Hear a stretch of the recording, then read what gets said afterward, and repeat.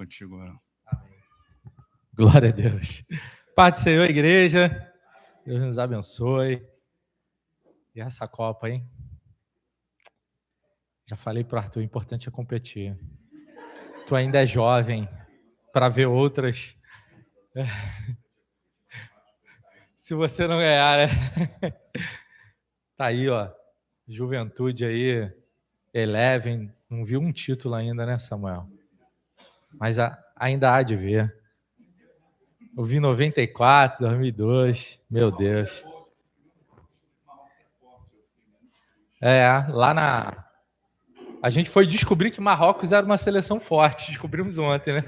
Eu não sei se a gente é fraco ou se eles são fortes. Eu fiquei nessa dúvida.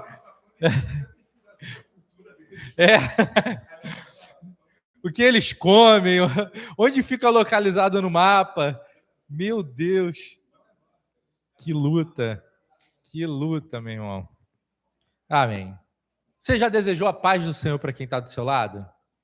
Provavelmente.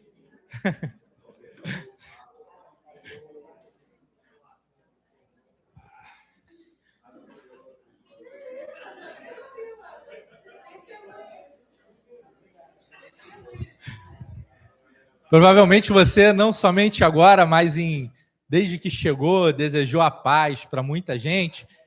Esse é o nosso cumprimento, é como nós, cristãos, nós nos cumprimentamos.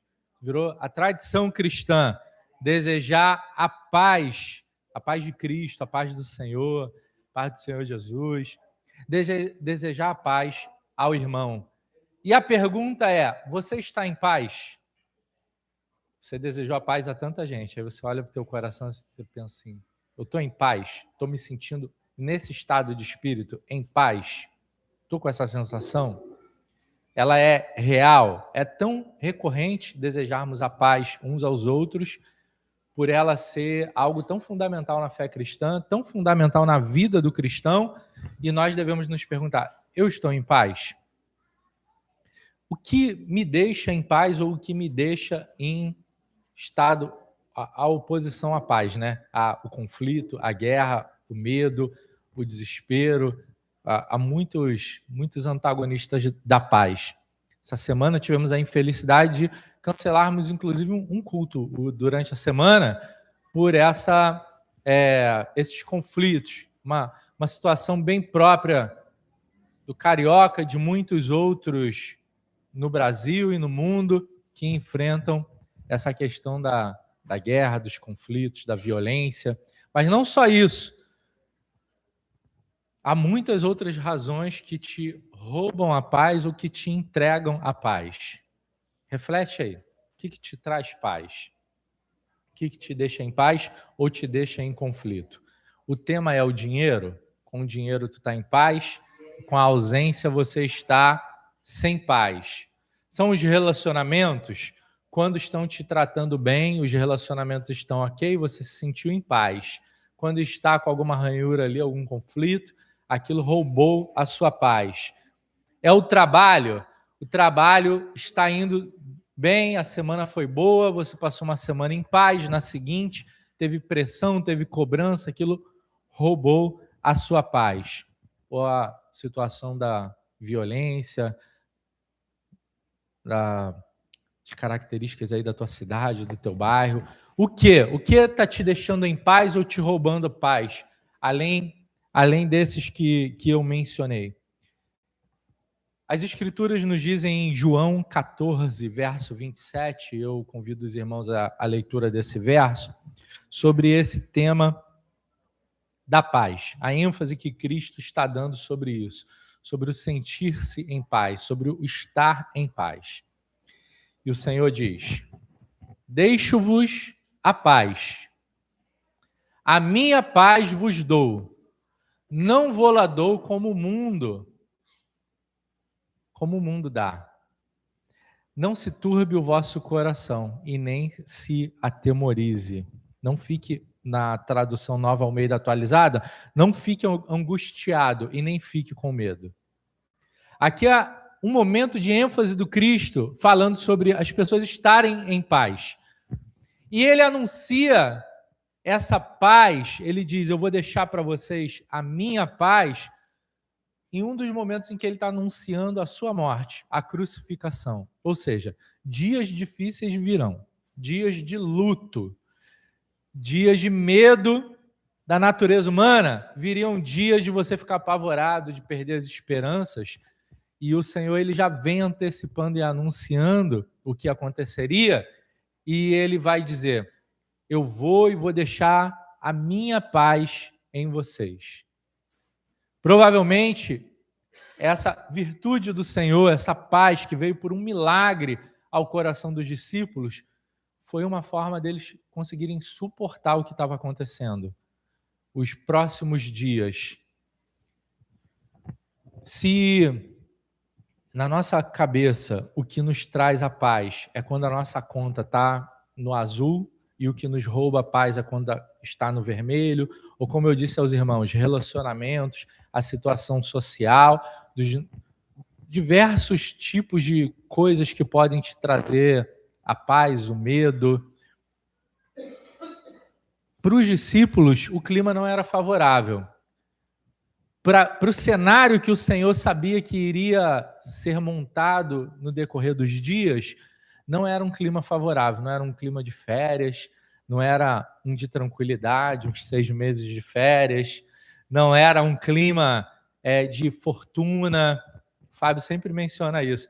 Se a bênção, se a característica de ser um servo de Deus fosse a prosperidade, os dias tranquilos, os discípulos seriam os mais distantes, mais miseráveis, mais distantes de Deus, porque eles tiveram conflitos, passaram por esse momento crucial da crucificação, esse momento tão difícil, tão derradeiro, mas havia uma presença milagrosa no coração deles, uma paz dada por Cristo.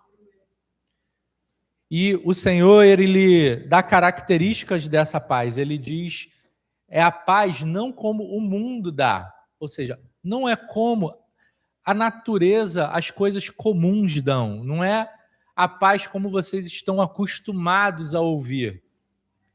Eu quero que você esteja em paz. Aí você se imagina num local paradisíaco, tranquilo, comendo e bebendo do que você gosta, sem nenhuma ligação que venha te perturbar, com pessoas que estão te tratando bem. Você vai montar esse cenário. E o Senhor diz, eu vou deixar a minha paz, mas não como o mundo ele deixa para você. Não na expectativa do mundo. Porque mesmo nos dias que viriam, dias difíceis, o Senhor queria que eles estivessem em paz. Ele continua dizendo assim,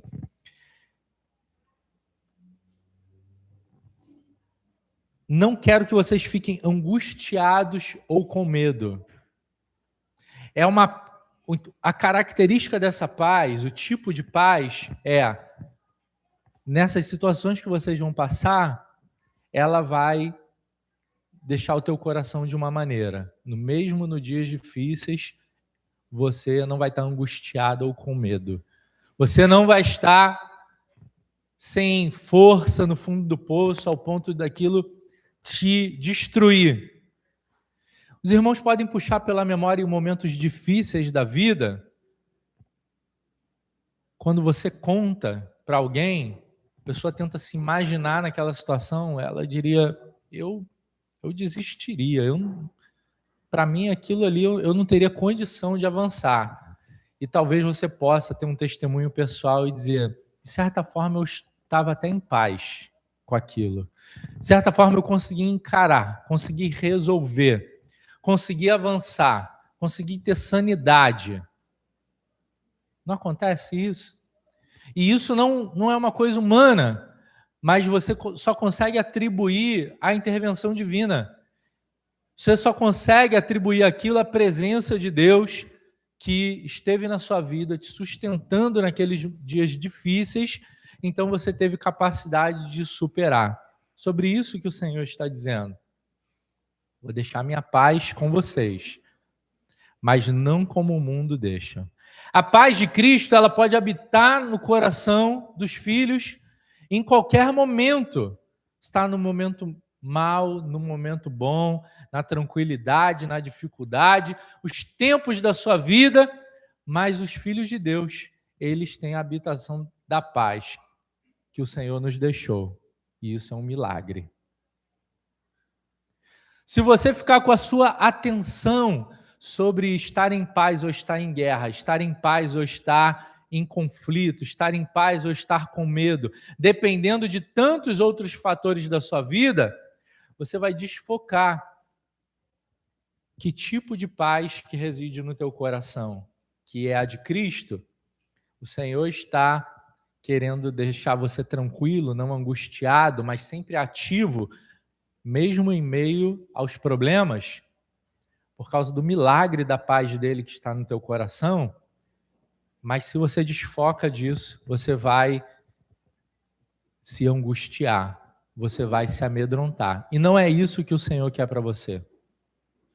Às vezes eu ressalto aos irmãos, tem algo que o Senhor não quer, a sobrecarga na tua vida é um item, que ele diz, se você está cansado, sobrecarregado, eu quero aliviar vocês. Esse é um estado de espírito do cristão, um estado emocional do cristão. E esse de hoje que eu ressalto aos irmãos, o de estar em paz, ele é muito importante na tua vida. Não, mas eu não estou em paz, porque no meu trabalho a gente está com uma certa adversidade, mas o cristão, nessa adversidade, ele vai estar em paz. Esse tema da paz, ele, além de ter me chamado muita atenção por essas questões sociais que nós vivemos, diversos conflitos e tensões, teve uma aula essa semana que os colegas lá da turma de psicologia trouxeram um autor. Alguns irmãos vão conhecer, que é o Viktor Frankl. Ele desenvolveu até uma abordagem lá na psicologia chamada logoterapia, mas a história dele é muito interessante. Eu já tinha ouvido falar um pouquinho dele e fiquei muito encantado com a exposição lá dos colegas da turma. Obrigado, Ana. Fiquei muito encantado com a exposição deles sobre a história do camarada, porque ele viveu no período da Segunda Guerra. O cara, ele morreu, se eu não me engano, em 97. Ele viveu muitos anos, viveu 90 e tantos anos. Mas na época da Segunda Guerra, ele sendo judeu, foi levado ao campo de concentração, sobreviveu àquele terror, àquela coisa tão extrema para o ser humano, e se tornou um grande pensador. Os livros dele são best-seller, né? Ou seja, campeões de vendas. E um dos livros dele é O Sentido da Vida. Eu ainda não tive a oportunidade de ler, mas já vou ler em breve. E o cara, ele trata muito desse tema sobre você descobrir um sentido para a vida, mesmo nessas situações difíceis. A sua vida, ela tem propósito, ela tem um sentido, e a descoberta desse sentido, no caso do Cristo, em meio àquelas dores, e também os discípulos, em meio a tudo que eles enfrentariam, isso é onde a paz de Cristo reside. Você encontrar esse propósito de vida é o que te dá forças para lutar, para avançar. E a história dele no início era o seguinte, aqueles rumores de guerra, aquela tensão ainda inicial, ainda não estava a Segunda Guerra ainda não estava eclodida. Ele teve a oportunidade de se mandar para os Estados Unidos e ele iria evitar aquela perseguição, como muitos judeus fizeram, vindo até para o Brasil, para as Américas, para diversas partes do mundo. Ele podia ter escapado daquela situação. Então, uma sinagoga estava destruída e ele se questionando se ele ficaria com os pais, com a família dele, ou se ele fugiria daquela situação que estava inicial ali da guerra. Ele encontrou um mármorezinho que estava com a inscrição de um dos mandamentos, honrar pai e mãe. E ele então pegou aquela inscrição como uma resposta de Deus para ele. Ele resolveu ficar com os pais. Ficando com os pais, ele então foi levado aos campos de concentração. Então ele passou toda aquela amargura. E o que ele se propôs durante aquele tempo de trabalho forçado, de degradação, de dificuldades, de sensação de morte, de coisas extremas, foi registrar as emoções, as situações que vinham acontecendo, como as pessoas estavam lidando com aquilo, e ele focou bastante na vida intelectual que ele poderia passar adiante todo aquele conteúdo. E assim o camarada fez, e o Senhor deu a graça dele sobreviver àquilo.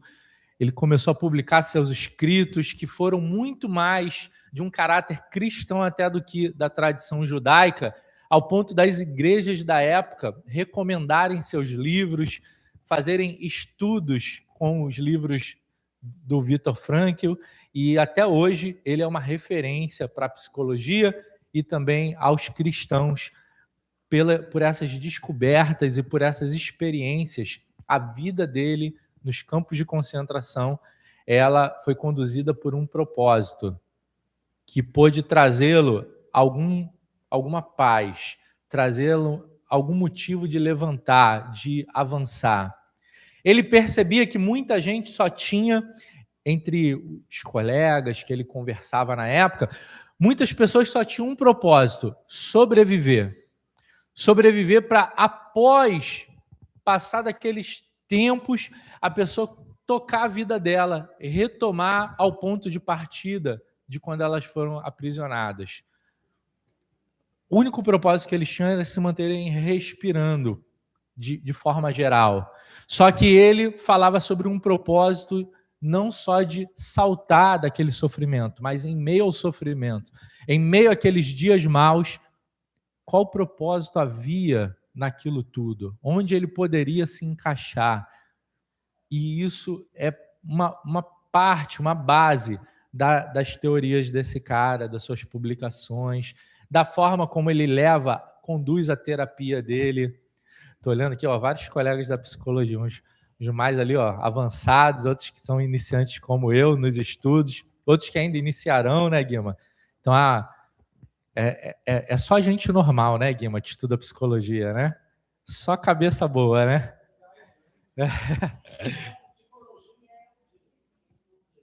O psicólogo, ele trata da saúde mental. Então, quando você vai a uma terapia, você fala das tuas emoções, tem sintomas.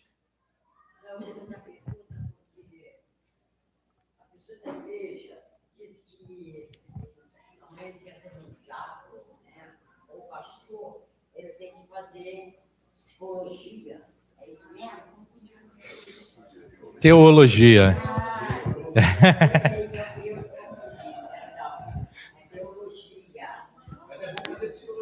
Também. Se bem que, por exemplo, na minha formação teológica, teve uma época que eu tive que passar pelo psicólogo para a igreja me ordenar, me aprovar. Se bem que tem uns que burlam isso, né, Fábio? Tem uns que burlam ali a avaliação do psicólogo. Mas dentro, ainda, né, a gente falando desse camarada, do Viktor Frankl, dentro do pensamento dele, olha só o que se extraiu de interessante. Algumas afirmações dentro da abordagem dele. A vida, ela nunca deixa de ter sentido, mesmo diante do sofrimento. Quando já não podemos mudar uma situação, somos desafiados a mudar a nós mesmos. Quando nós não podemos mudar uma situação, nós somos desafiados a mudar a nós mesmos. Tudo pode ser tirado de uma pessoa, exceto uma coisa: a última das liberdades humanas, escolher a própria atitude em qualquer circunstância. Tudo pode ser tirado do ser humano, menos a última liberdade, a sua reação diante das circunstâncias. Até uma pessoa que foi privada da liberdade, como o caso dele, ou de pessoas que cometeram um crime, foram condenados, ficaram presas, conheceram o Senhor, se arrependeram de seus pecados, elas podem estar aprisionadas da liberdade, da sociedade, mas nas suas atitudes, o comportamento de fazer suas escolhas, como reagir às situações. Essa é a última liberdade que você sempre a terá. Mesmo diante das ameaças, você sempre tem uma escolha. Na história do cristianismo, em meio às perseguições, até nos nossos dias, há pessoas sendo perseguidas, sendo obrigadas a negar a sua fé, e ela, diante das ameaças, ela tem sempre a sua última liberdade dita aqui nessa afirmação. O sofrimento, ele deixa de ser um sofrimento, de certo modo, quando encontra um significado. Você está encarando um sofrimento como o Cristo, mas se você encontra um propósito naquilo, ele deixa de ser um sofrimento de sofrer por sofrer. Eu já digo isso aos irmãos, né? O inimigo, ele pode te impor um sofrimento só para te fazer o mal, mas você pode passar provações na sua vida que tem um propósito. Às vezes é sofrido estudar, às vezes é sofrido cuidar da sua saúde, às vezes é sofrido pedir perdão para alguém, às vezes é sofrido se expor e dizer, eu estava errado. Há um certo sofrimento naquilo e que resulta em algo precioso. O ser humano, ele é capaz de transcender nas suas circunstâncias. Na situação difícil, você sair do estado do mundo normal, do comum, e você conseguir ver algo além, um propósito eterno naquilo que o apóstolo Paulo, ele diz, essa leve e momentânea tribulação pode produzir para você um eterno peso de glória. Você perceber um objetivo eterno naquilo, numa dor que te aproximou de Deus ou te aproximou de cumprir grandes coisas na sua vida. Se você tem isso em mente, você consegue estar em paz em meio às dores. Essa é a história de José do Egito, aquele jovem que foi vendido pelos irmãos como escravo, cara que tinha sonhos, foi traído pelos familiares mais próximos. Os irmãos enganam o pai dele. O pai passa anos sem saber o paradeiro de seu filho, achando que ele tinha morrido.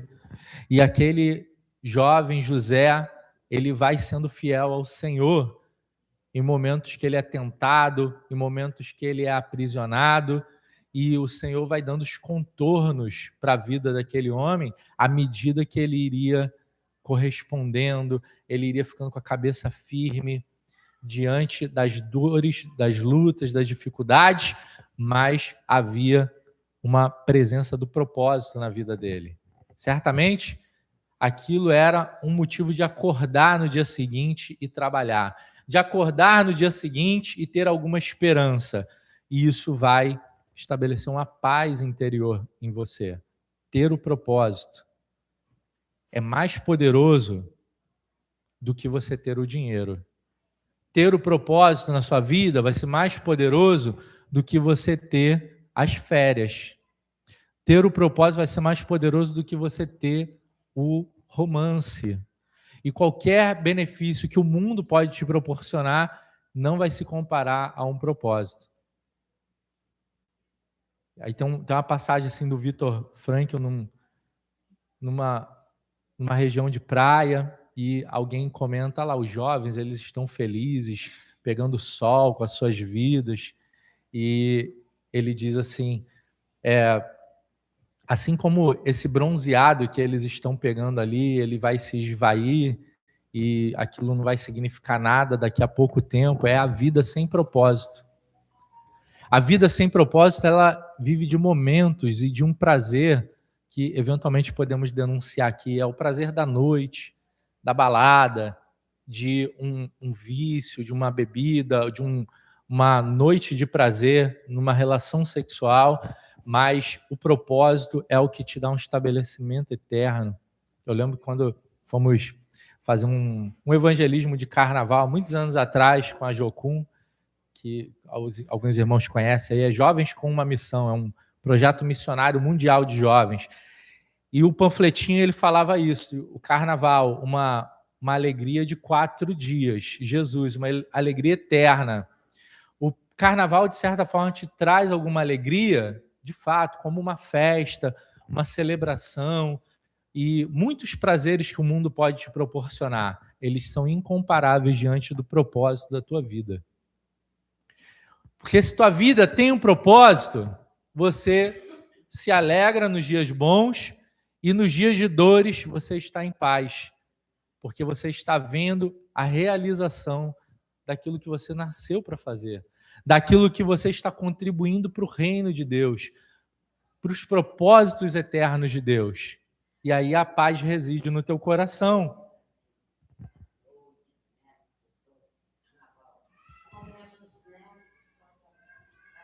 Vai passar, como o bronzeado passa. Dá um alívio ali no momento. Já acorda com a cabeça ruim. E há pessoas que eu já ouvi relatos da pessoa, ela tem uma relação de uma noite. Ela teve uma relação, um prazer. E eu já ouvi pessoas dizendo que depois vai tomar um banho e tenta esfregar o corpo, porque ela se sente suja depois de ter tido aqueles prazeres que trouxe alguma sensação positiva durante um período, mas depois ela mesma fica envergonhada de ter acordado daquelas situações todas.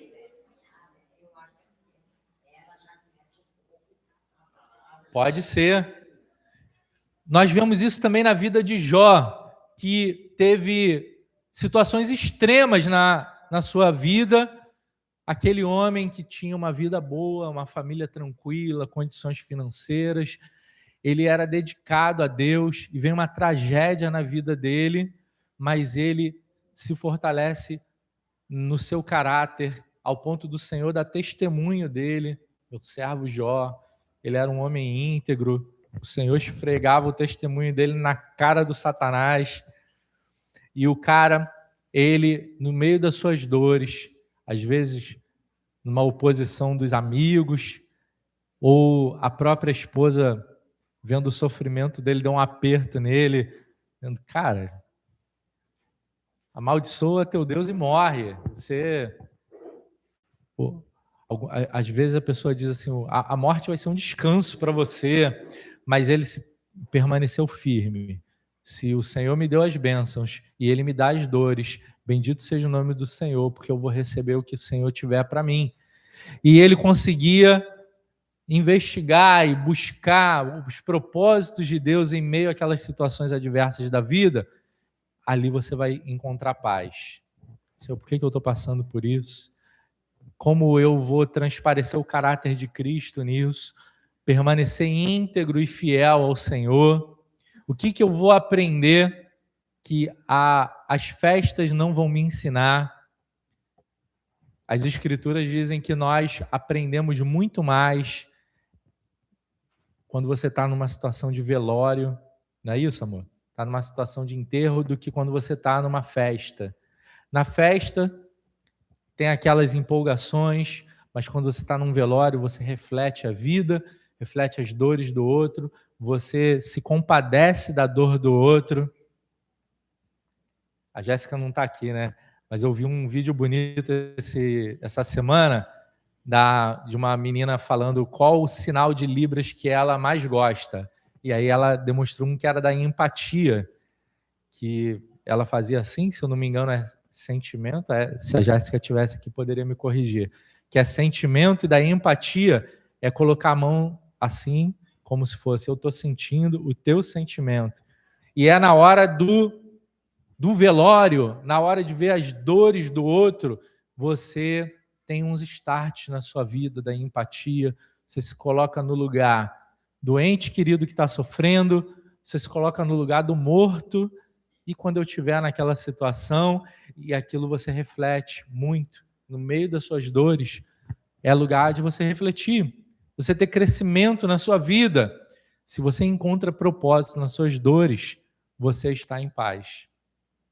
Você vai conseguir desfrutar da paz, não a paz que o mundo dá. Lembrando aos irmãos, qual a paz que o mundo te dá? É a ausência de dor, é quando você não está passando alguma crise na sua saúde, é quando você recebeu um dinheiro, mas todo dinheiro acaba, toda saúde, acredite, acaba. Um dia nós vamos encarar situações da nossa vida e o que vai te fortalecer naquele dia é qual o teu propósito, para que você nasceu, como você está crescendo na sua vida.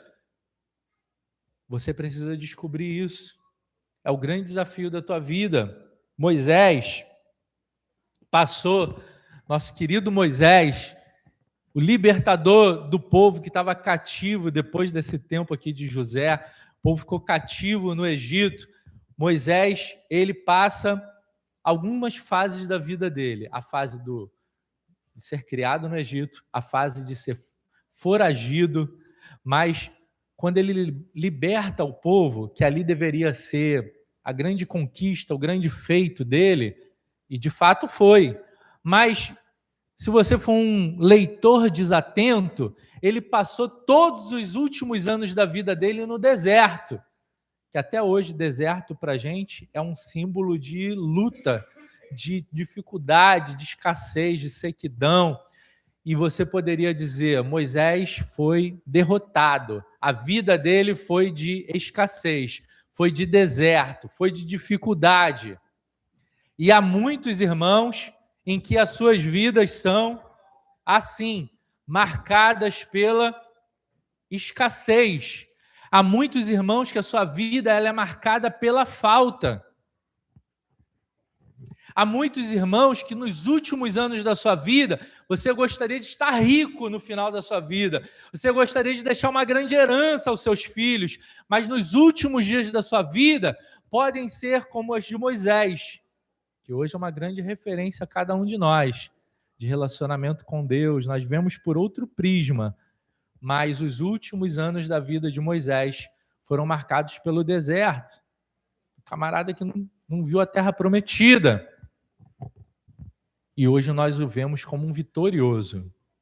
E você, no meio ao seu deserto, na escassez e nas faltas, você tem um propósito. Você tem chamado. Você tem a vocação de Deus, os dons do Senhor. O Senhor conduz a tua vida. Esteja atento a isso. E aí você não precisa sair do deserto para encontrar a paz. Você estará no deserto e em paz. Você estará na luta e vai estar em paz. Você vai estar no meio de circunstâncias difíceis na sua vida e a paz que excede todo entendimento, ela estará ali presente. As Escrituras também falam sobre Paulo, que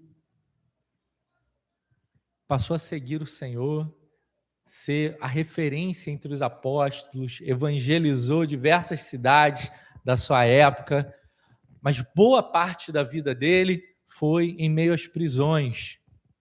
Se nós temos muitos escritos do apóstolo Paulo, muitos desses foram feitos em cadeias. Ele testemunha isso, em prisões que ele escreveu.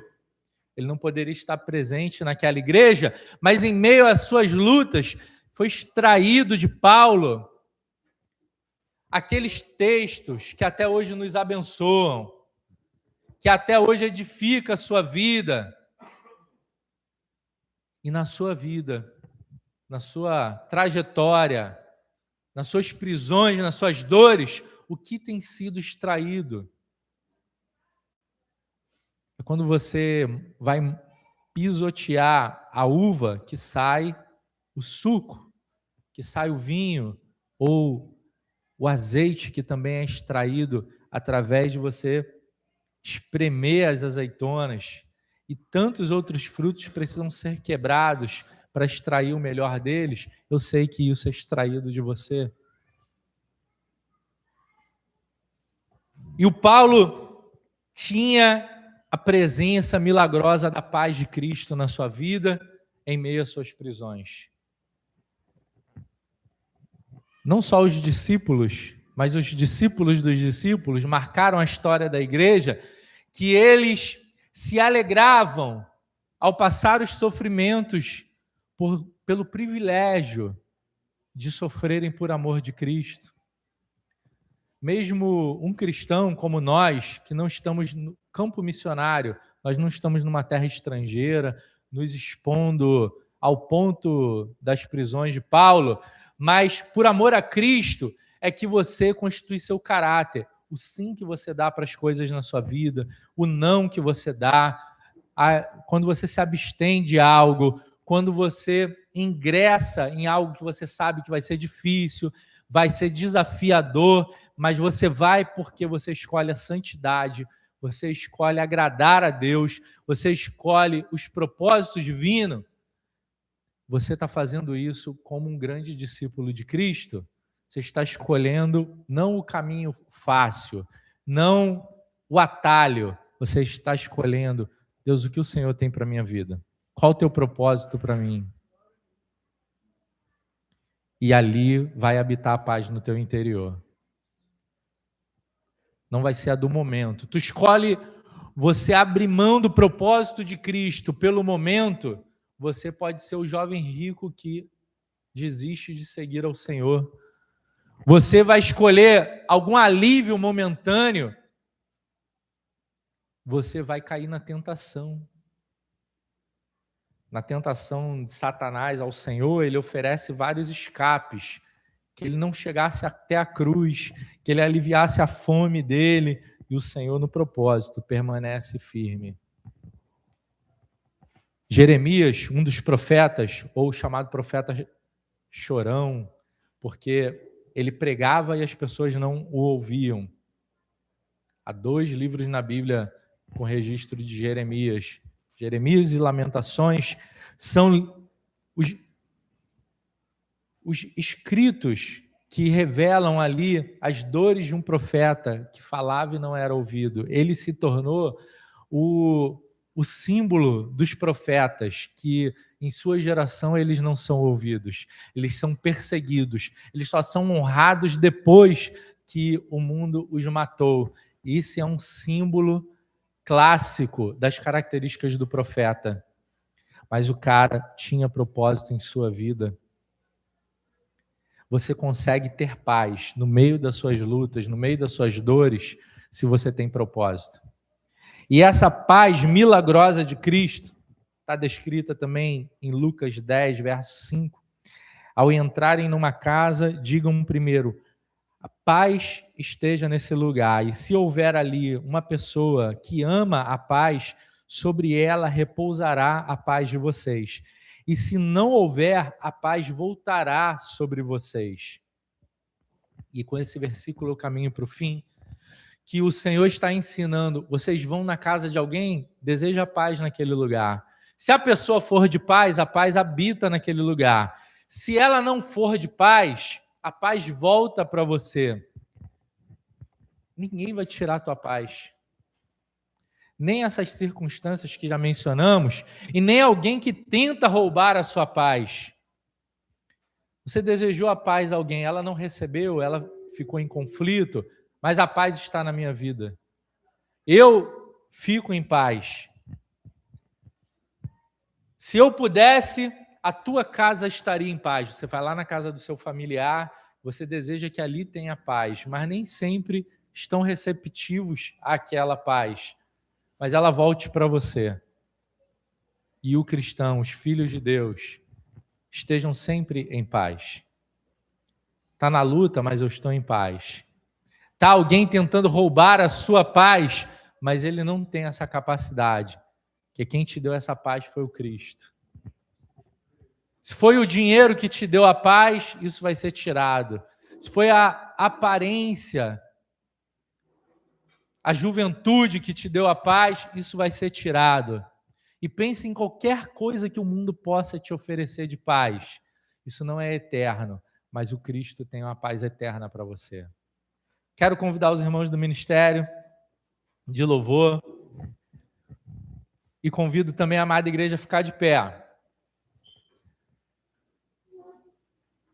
O reino de Deus, ele é justiça, a paz e a alegria no Espírito Santo.